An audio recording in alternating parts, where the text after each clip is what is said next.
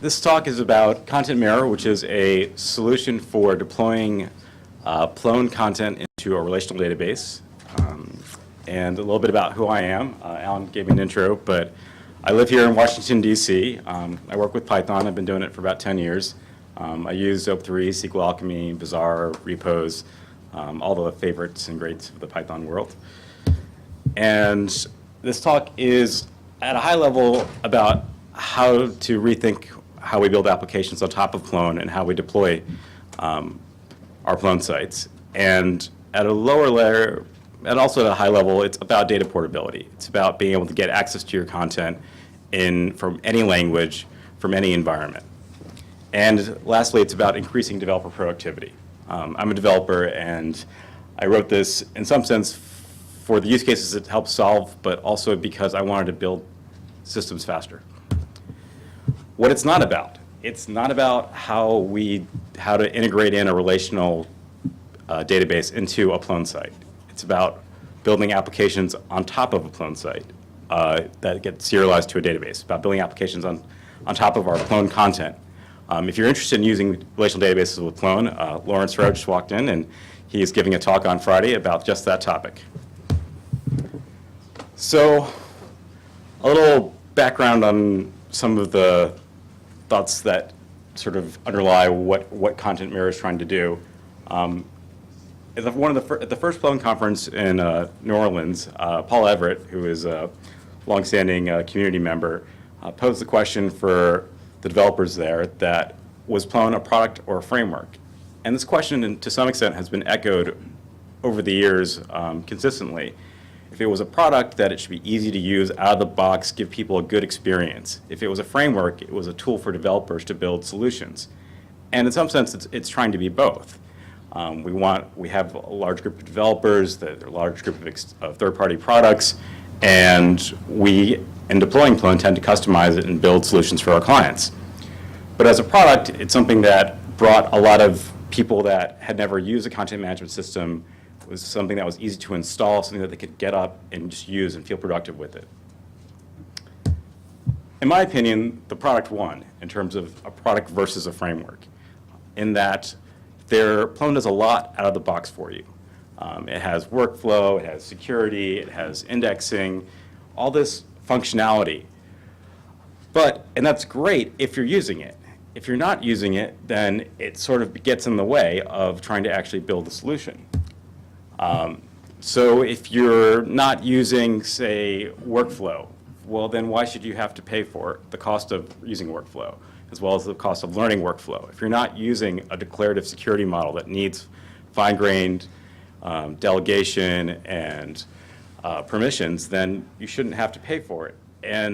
But inside of the Plone world, if you're using Plone, you have to sort of buy into the whole stack. The idea is that if we can make our stack smaller, then we can make something that's easier to develop applications with, and it's easier to learn.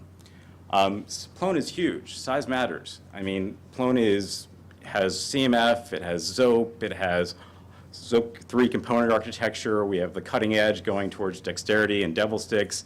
All this stuff that's new and has come up over the years, and it's huge. We take a framework like Django or Ruby on Rails, and we could stick it in a corner of Plone, and we would never know the difference in terms of the download size. It's huge. I said at I actually gave this talk in New Orleans this year, and I said Plone was the open office of content management systems in terms of being a very large project. Orthogonality matters. There should be an obvious, easy way of doing something. There shouldn't be 10 different ways of going about configuring something or going about looking at a solution. I'll leave it at that. So this is sort of my test of how we can measure this complexity. I call it the Plone tax.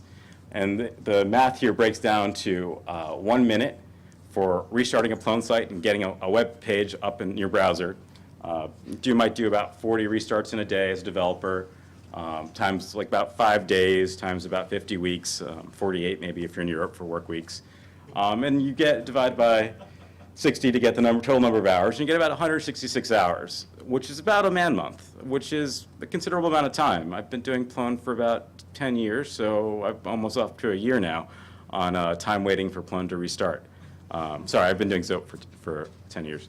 And so if we take away some of this runtime complexity, if we are building simpler applications, then we can do away with this. Systems like Django and Pylons have integrated in reloading so that you change your code, the app server automatically reloads it, and you're away in debugging or developing.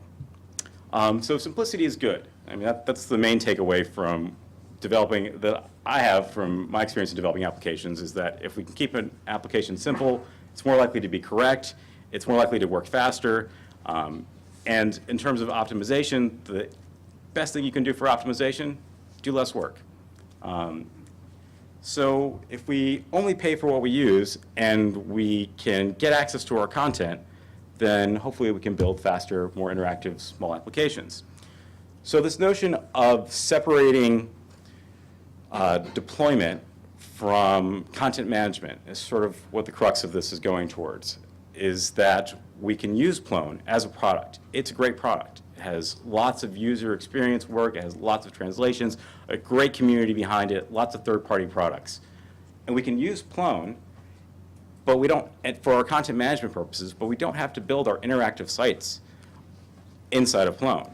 We can take our content that's been managed in Plone and deploy it separately. And this isn't a new idea. I put up here a time and a place where me and Alan Runyon were first discussing sort of the notion of separating Plone's content management from deployment.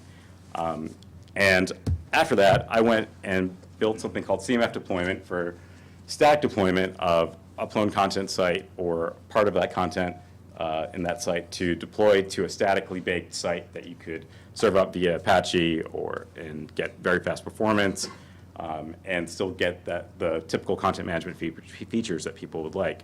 And it's compatible from Plone 1.0 to Plone 3.1. It's been around for a long time. I'm not using it, but there are other people here that are using it. And the other way of going about doing deployments is to do data deployments. And Alan and Enfold Systems went ahead and created something called Intransit, which provides for data deployment. It has a very rich set of features. It has rollback, but it has it sort of requires a certain site structure and certain layout, sort of setting up a relay server for pushing things out. The underlying problem with both of these solutions is that they require a lot of developer configuration. And the whole idea of making things simpler is not to give developers yet another framework to do things with. It's about giving developers a tool, a product that just gets their content accessible.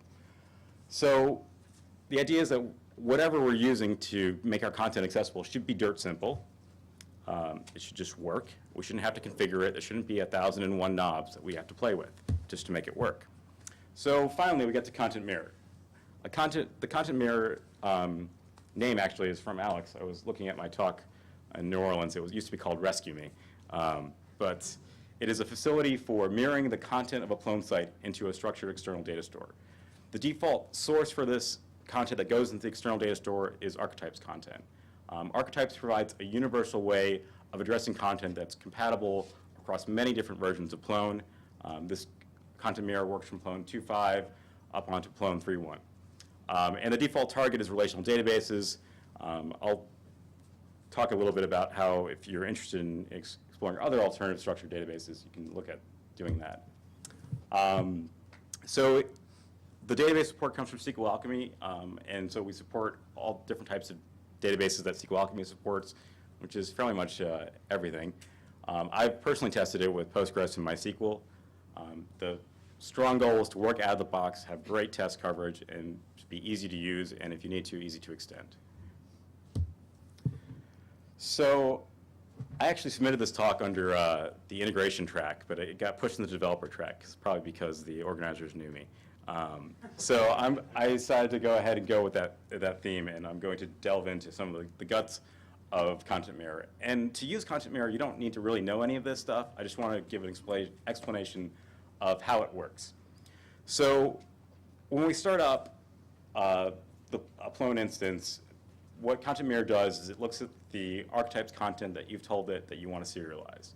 And from that content, it creates a peer, which I'll go into in the next slide, and it does a schema transformation.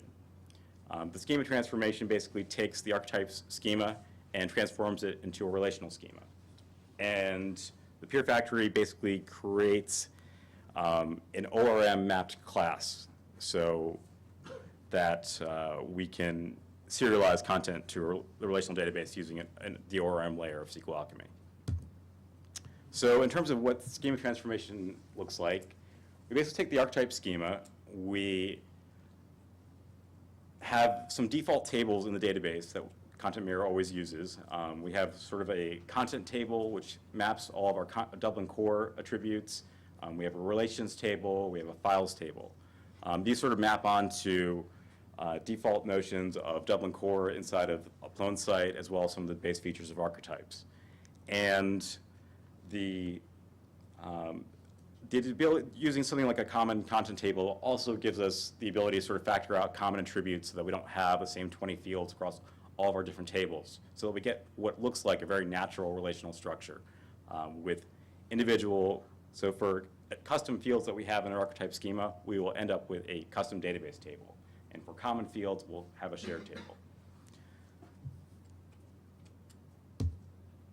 So I was talking about a peer. And the idea is that a peer is a one-to-one mapping onto a content class or a content instance, where the content instance, which is typically archetype-based, is going to be stored in the ZODB. We have a content peer, which is mapped onto this relational structure that we've created. And we basically just copy attributes back and forth from the content class to its peer to get the serialization to the database. The entire system is event-based. And Plone tends to throw spurious events for several things. Things like Portal Factory will generate, events for add and modifications that don't necessarily correspond to semantic events that we want to capture. So up front, we grab all the events that are happening inside of a transaction, and we have subscribers for them. We turn those go to an operation factory. An operation factory basically says, okay, I want to modify this piece of content. I want to update this piece of content. I want to delete that piece of content. And we aggregate them inside of a transaction scope in a buffer, and then we push from that buffer into actually executing the operations. I highlighted the operation factory here because it's important in that this is the runtime model. This is how Content Mirror integrates in with a Plone system. The operation factory provides a critical point in that that's the primary place where we are actually tied in the runtime model to a relational database. If you wanted to serialize to a Subversion repository or to just files on disk, you could implement your own operation factory and have the actual operations do those things as opposed to playing around with the SQL database. Is that synchronous or asynchronous? The default mode for Content Mirror is synchronous. The actual runtime overhead is very minimal. I haven't noticed it on the site. I am interested in doing asynchronous for a variety of reasons. I'll go into some of those in a minute, but out of the box, it just does synchronous because it was the simplest thing to do. And so we aggregate all of the events inside of a transaction scope. We collapse any events that are redundant. If there's an add and a delete inside of the same transaction, or more commonly an add and a modify, we just capture the add. So some of the handling inside for things like files. By default, we store files inside of the database. This is just the simplest thing that could work. You can implement a custom adapter for storing things in a different location. We do MD5 checksums of files, so we don't do spurious copying of files to the database without actually having a need, unless the content's changed. And in terms of containment, we use that Dublin Core table. We store things like the container ID, and we're using SQL Alchemy's support for the adjacency list model. There's an alternative model which makes querying out for some use cases a lot easier, called modified pre-order tree traversal. And for something, unfortunately, that has a large runtime cost in terms of if we're doing it in a synchronous, doing serialization to a database in a synchronous way, which is one reason why it would be interesting to look at doing an async operation. And if we go, actually, on the async note, if we go back here, the only difference between a synchronous operation and an asynchronous operation in terms of the internals is just that from this buffer, we, instead of just, we would just basically push it to a different thread or to a queue of some sort that would get processed asynchronously. The operations themselves are serializable. The main reason why I didn't go down an asynchronous route from the get-go was that you have to open up the ZODB in a separate thread, and to do that, you have to have all, to look at the content from the ZODB, you have to have all of your products and things loaded, and it just worked out to be much easier to do that in line with the same thread that was modifying things, that already had a ZODB. They already had a ZODB connection. So one of the use cases for doing containment is sort of generating a sitemap. And the default SQL Alchemy mappers that Content Mirror uses sort of are doing inheritance and have all kinds of features that cause it to do additional, the database to do additional work. There's also the notion of creating a lightweight mapper of just a class which is just has the most basic information you need for generating a sitemap, and using that as a mapper just against the content table. So you can generate things like a sitemap with title information and your hierarchy very easily. And SQL Alchemy has all kinds of options for doing things like eager joins, so that instead of, when you're doing an add into list model, that you can actually grab, say, like the 5 depths of nodes from a given root. Yeah.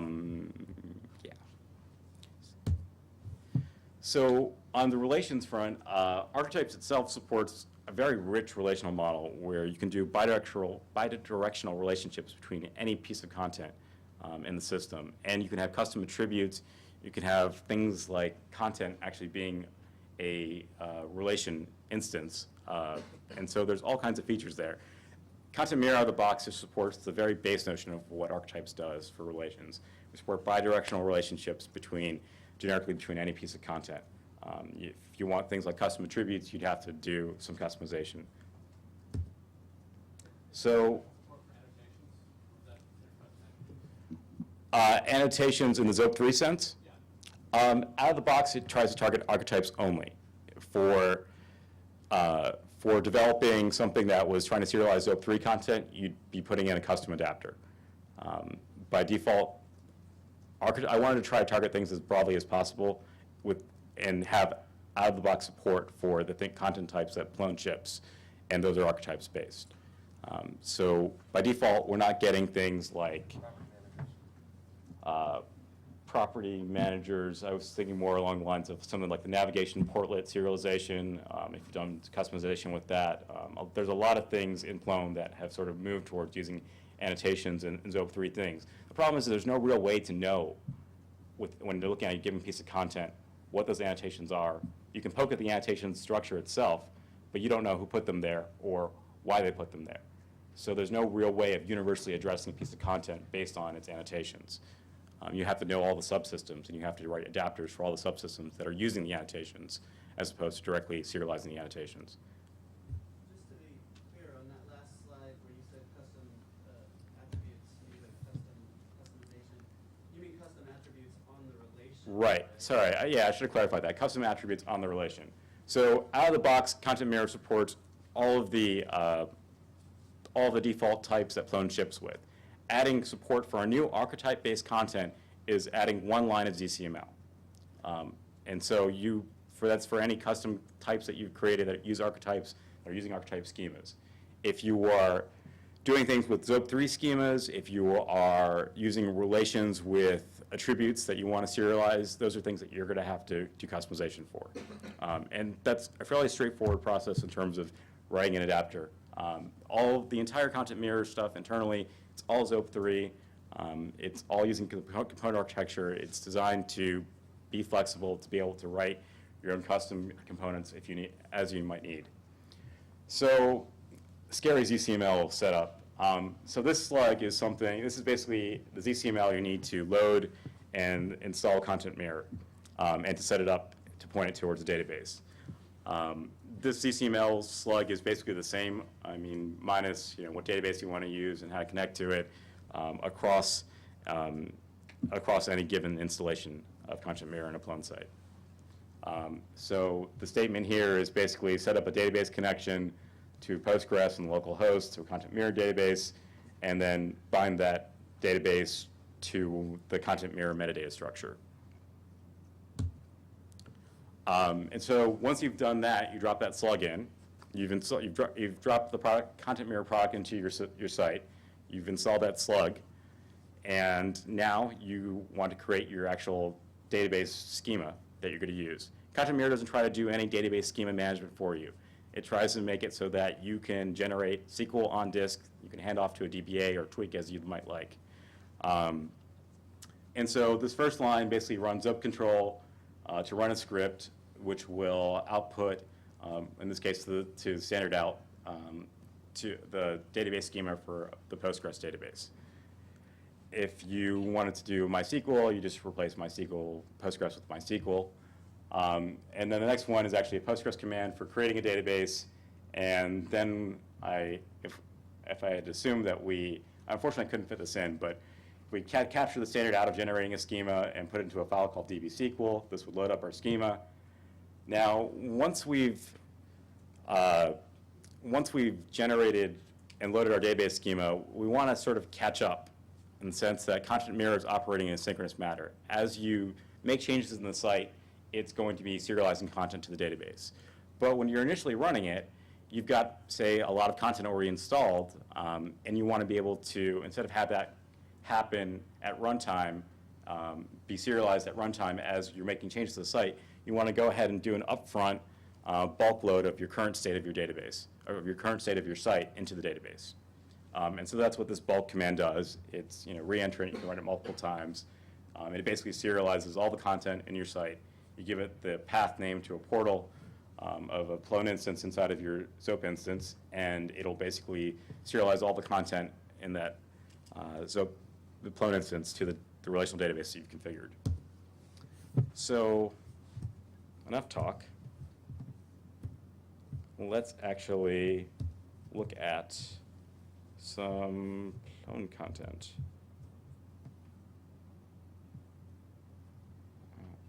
If I could find it.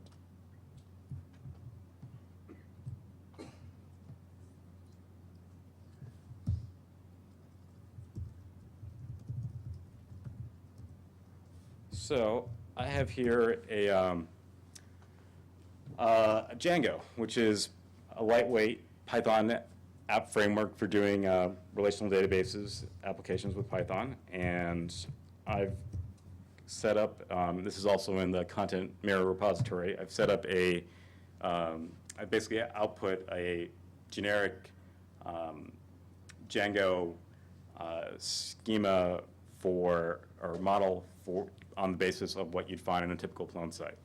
And so inside of here we have our contents table.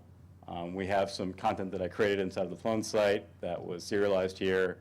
We can take a look at what it looks like. We've got our content ID, which is database driven. We have our UID from archetypes. We have its type, its status, the underlying type. If we wanted to, we could set a container for it and where it should live. And we have all of our typical Plone DC Dublin Core metadata.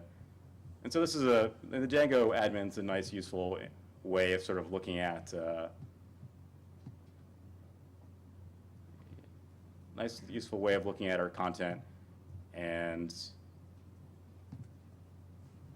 it's cute, it's fun, it's an easy way of sort of looking at content, and if you need to dig into something and modify it, it gives you a nice web interface for doing that.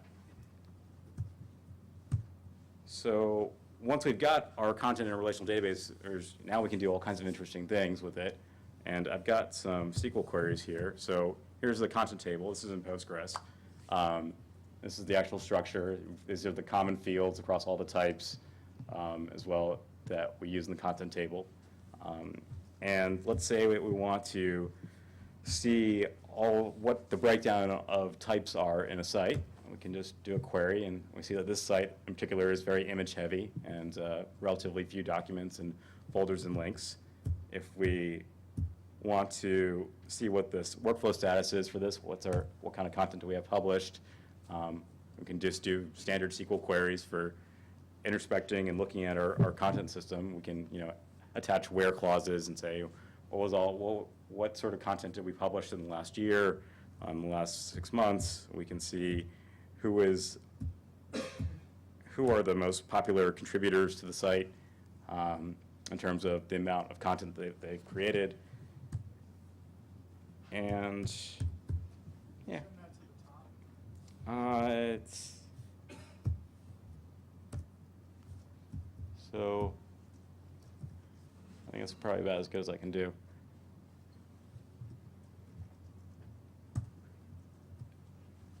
So it's very easy and fun and interactive to play with your content in this way. You can do reporting on your content. You can do.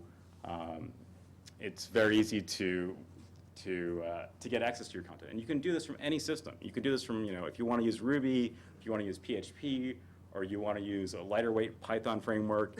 All that's accessible. All of your content's there for you to do with what you want. You can develop applications that don't have to use the entire runtime stack of Plone, that don't have to be in Python, that, if you want to use it, .NET or Java, you're more than welcome to. It's all there. It's all about getting access to your data.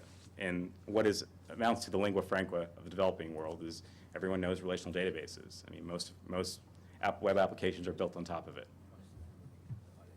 So, let's see.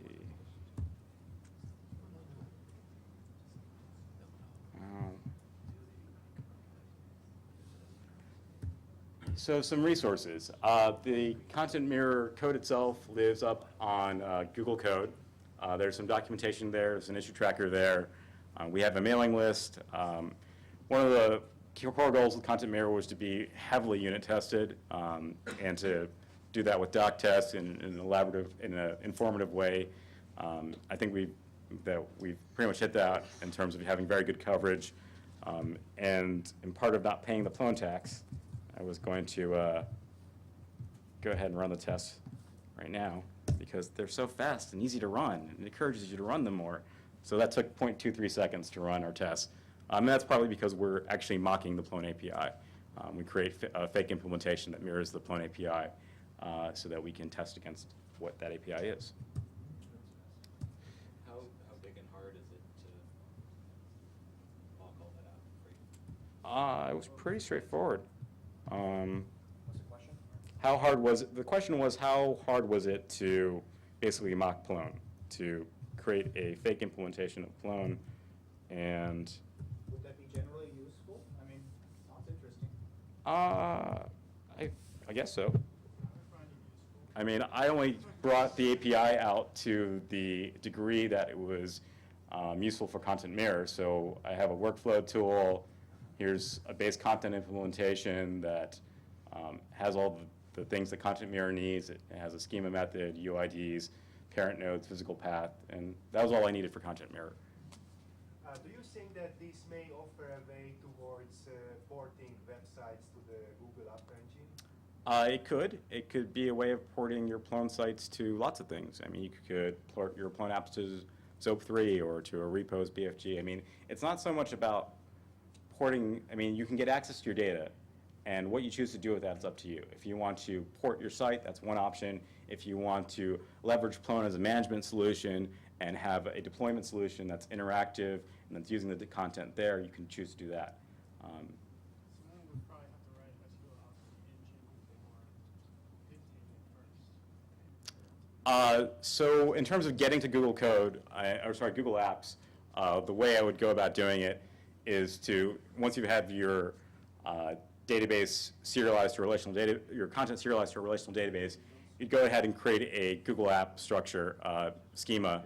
You wouldn't actually want to create a SQL Alchemy structure on top of Google Apps because you'd be fighting impediments, mismatch, or tongue twisting, as the case may be. And so what it would probably look like is that you would create Google App schema that would reflect your content schema, and you'd set up a REST-based serialization routine between the database and your Google App that you're creating. Yes? I'm wondering if you've thought about using this in the reverse direction, making use of this correspondence to pull stuff into Plone that you then augment with workflows or something. So the question is could we do this in reverse? Could we get content from a relational database into Plone? And the answer is I would not be interested in doing that personally. Most of the reason why I think that's difficult in reverse is that at that point you're doing arbitrary mapping from an arbitrary relational structure into a Plone site, and the cost of importing content in bulk into Plone is significant. And I think that's not something that I personally would be interested in. I don't think it's a direction that Content Mirror is trying to go into. It's trying to make your data accessible from Plone. If you're interested in topics of integrating existing relational content into a Plone site, you should definitely check out Lawrence's talk on Friday. I actually have two questions. First one, if I have a pre-existing SQL schema, is it easy to tell Content Mirror to use this schema instead of the schema it would derive by itself? Is this like just other names or fields? So the question is it easy to use Zope3 schemas instead? Okay, so I've actually been, No, he's asking if you can target a SQL database that has existing schema. can we change the structure? Not so easily. There's an existing database structure that Content Mirror is using and relying on in terms of serializing content. You could do it in addition to that default schema.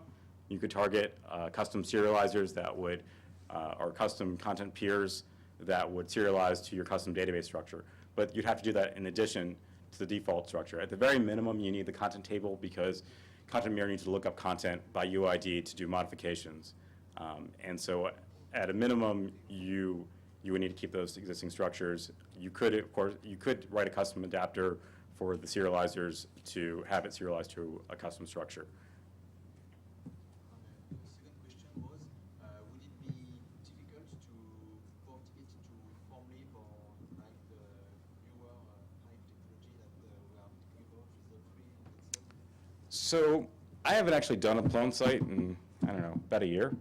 I've been pretty much doing repos, sorry, not repos, but although I'd like to be doing repos, Zope3 applications using relational databases. And I have built a fairly extensive set of packages that help enable that.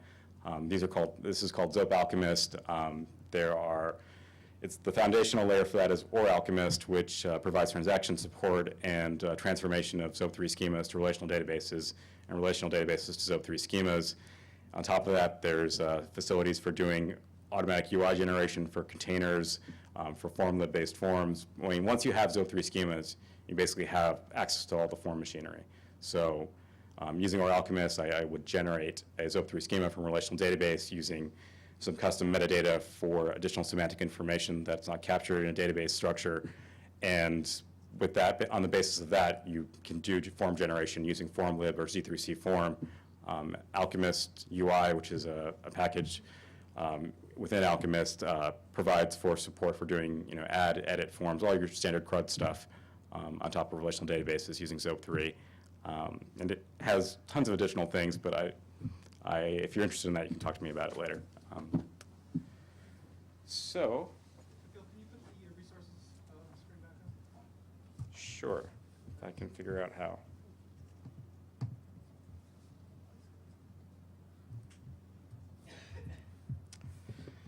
I don't know what it's.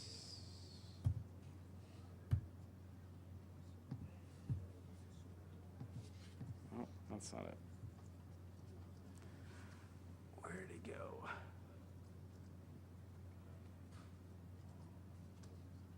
Unfortunately, NeoOffice has decided to disappear, so I'm going to quit it and restart it.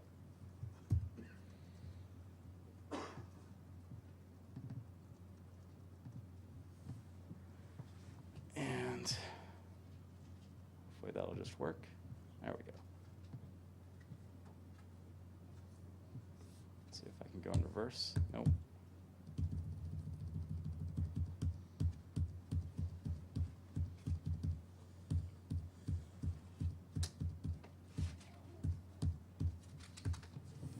There you go. Any other questions? So you probably answered this at the beginning. This is a read-only kind of mirror. You can't write back to the database. You can write to the database, but you wouldn't be writing to the same structures that you're serializing out. It's not going to, you're not going to, if you can have additional, let's say you want to build a site on top of the serialization, you want to add commenting and ratings, you could have additional tables in database structure that you could use for modifications, but it's not going to serialize any content back into Plone, or any changes back into Plone. It's a one-way sync. And back? Which events it can be handled? Object cancellation? Sorry, could you repeat that? Which events it can be handled? Cancellation and undo transaction on a cancellation? So those aren't actually events. I mean, it supports the common lifecycle events that are there for objects within Plone. So you have content creation, you have modification, you have deletion, you have workflow. Those sorts of events are already there in the system, and that's the support it provides out of the box. Things like undo aren't actually event features or object lifecycle features. They're sort of features of the ZODB that get used within Plone. And But if I something. undo a step in Plone, that change would be reflected. For the mapper, it's just a change. It doesn't care whether it comes from an undo or whatever. Right, but unless there's an actual event generated there as saying that it's a modification, Content Mirror doesn't know about it. So there actually has to be an event from the application. And something like undo is actually using a database level feature, which sometimes causes problems because if you try to undo something that's already being written over, you get an error. And in fact, in my opinion, it's not something that should ever have been exposed in the application because it's relying on ZODB semantics and it's fragile. But it doesn't actually generate application events. What about versioning them? Like if I do, CMF editions, if CMF editions generates an event, you could hook up a subscriber to it and serialize out versioning information as a separate table for versions. Is no, that- I don't mean actually to get the version information into the SQL database. I just mean that going back to an earlier version would then be reflected. The new content. Yes. Yeah. Yes, you could I mean, again, that would generate a version event for reverting a version, and you could serialize back out the previous, the version. Get automatic for them. No, it doesn't do it out of the box, but that's actually, it's not- that would be very civil, Yeah. very trivial to add in support for it. I'll take that as a suggestion. Yes? Does it only reflect new content, or is there a way to synchronize the content? The bulk operation I ran, I'm not sure if, so this bulk operation at the very bottom here, this is actually serializes any existing content you might have. Because Content Mirror is operating in a sort of synchronous fashion, it's very greedy in the sense that if you are operating on an existing site and you publish or you create a new piece of content, it's going to walk the containment chain and serialize all the parents, it's going to serialize all the relationships.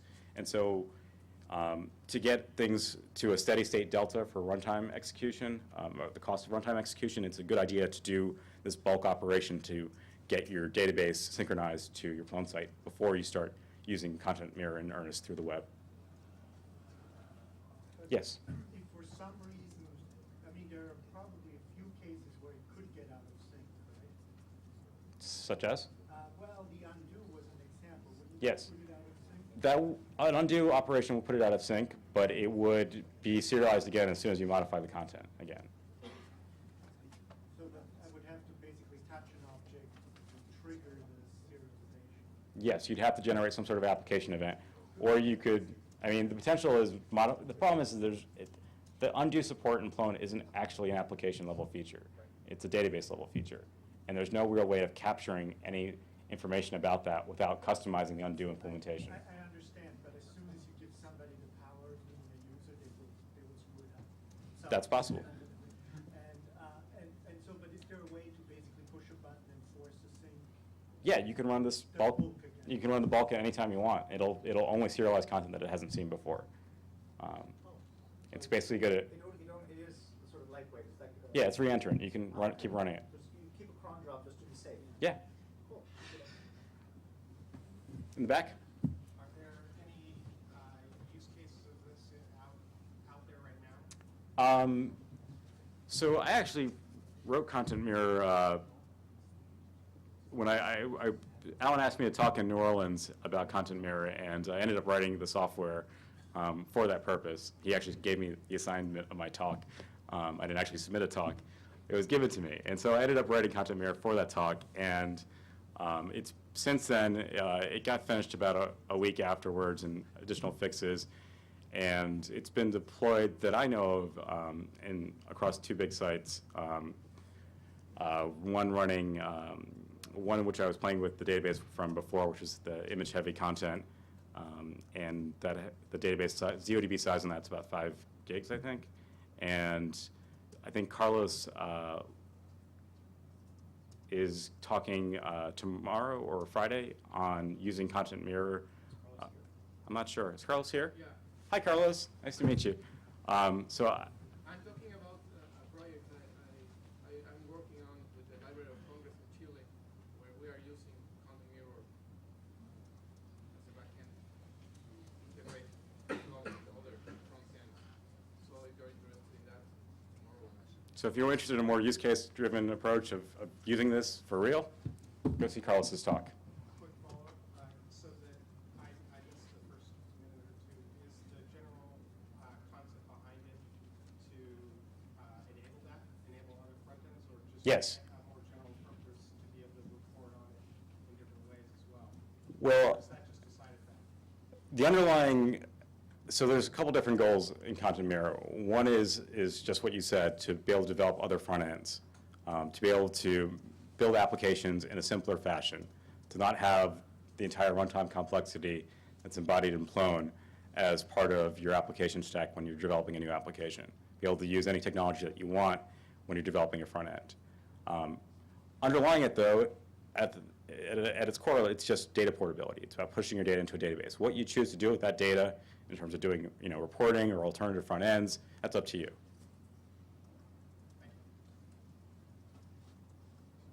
Yes? You showed some Django at the beginning. Mm-hmm. Is it possible to use Django to build a front end? Yeah, you could use Django. I know of one in Pylons. I think Carlos is doing some in repos. I mean, so you can use anything you want. But it generates also the models for you? I actually, to generate those the models I used for that admin, I ran the Django SQL reverse command to generate the models, and then I hand tweaked them a little bit to get that going. Matt? 5 minutes. Okay. Yes? Documentation and examples. I mean, I know they're in the doc test. Right. Well, our primary form of documentation is the doc test. People are more than welcome to submit additional information. Feel free to join the project. The doc tests cover fairly extensively sort of all the inner workings of it. In terms of its actual usage, it's designed sort of, I basically showed it. You don't actually, besides doing the initial configuration of doing the ZCML slug to set up your database and running the bulk command, it's designed to be worry-free operation where you don't have to tweak anything beyond that. If you're doing additional custom content types you want to put in, it's documented of actually doing, there's a one ZCML line you have to put per content type. Is there referential integrity in the relation storage in RDBMS? You mean, do we use foreign keys? Yeah, essentially. Or is it kind of the generic, or kind of like in Django, the generic foreign key field? No, we actually use foreign keys at the database level, if the database supports it. We actually use that to keep integrity because we use foreign key triggers like on-delete, cascade to maintain. So if we sort of delete a container, that it'll delete its children content via foreign key pointers, or to delete files that are pointing to content. So we definitely use foreign keys and within the system, and it generates them out. Now, some of the things like relations, because we have to support the archetypes model of sort of bidirectional arbitrary relations, we're not able to do foreign key pointers. Well, we are able to do foreign key pointers, but we're not maybe doing them to the same degree that a custom schema would be too. Yes? When exporting, let's say, the document content that's the text field is rendered by Kupu, and you have internal linkage, how is something happening with Content Mirror to figure out the relationship? So I wrote this tool called CMF deployment, which is static deployment, which I went through very briefly a little bit before. And one of the major pain points I had with doing that was doing URL resolution from content that was baked and being deployed to a different system. And I chose to take the approach of not doing that stuff in this case. Now, there are options for Kupu to generate archetypes relationship references, and you can, and those references are serialized to the database. Any archetypes relation that you're using is going to be on a content object is going to be serialized. Right. You could basically resolve the UID. The UID is a index column in the content table, and so you could get access to doing that resolution yourself. Yes. So the upgrade story, if you added a field to an archetype, for example, would just rerun the bulk load? No, well, you have to change your schema first. So Content Mirror doesn't try to do any schema management for you. It will, when you run the DDL script, it basically generates the SQL to do creation or optionally to do dropping. If you want to modify your schema, then you're going to be doing a database modification on your schema structure. So that's not something that Content Mirror is trying to manage for you. Yes? Right. Does it manage any of the security in terms of what's viewable on its site? It's capturing things like workflow state. You could have, there is an option of there are filters built in so that you could sort of, like the default filter is just something that is there to filter any content that's in Portal Factory, but you could filter content from going to the relational database at all if you want, based on security. Or if you wanted to, you could you could also serialize your security declarations on content to the database. What happens on failure when, let's say, MySQL Postgres goes down? Is the stuff queued up? So that's the other reason to go asynchronous. So right now, the operation is synchronous, and if your database goes down, your site will go down. We could try putting a try except in there, but you're basically going to be losing out on content information. You'd have to rerun a bulk script. And maybe that's actually not a bad idea to actually have it behave reliably in the failure of the database mode. But right now, if you're serializing synchronously, your database needs to be up. So you're being brittle to be secure, rather safe. I'm being brittle to be simple. Yeah. The idea of Content Mirror, the actual code here is fairly well documented, it's very well unit tested, and it's fairly simple, and there's not a lot in it. I think it's under 1,000 lines of code. It was like 500 in the first implementation. I think we've grown a little bit. Yes? Is there any functionality for perhaps persisting to two different databases, with different rule sets? Let's say we wanted to have a staging area that would do everything that was in a workflow up to published, and then once it's published, it's another two. It would get picked up by the second database. So the question is can we serialize content based on content attributes to different databases based on business logic? And the answer is no. Out of the box, it serializes to a given database structure, a given database connection that you set up in ZCML. I'd have to think about it to figure out how hard it would be to change that semantic. But again, I'm trying to go for useful, simple, out-of-the-box, well-tested component that doesn't require a lot of hand-holding to get it to work. All right, I'll close it out. Thank you.